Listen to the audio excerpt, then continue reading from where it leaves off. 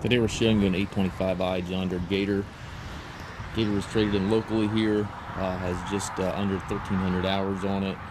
Tires on it currently here are about wore out, but we'll be replacing the tires, so the unit is priced with 4 new tires. It does have the power dump bed, power steering. It's got some damage here to the bed. Came in, the park brake is also not working, which that also will be replaced. Put a new park brake kit in it.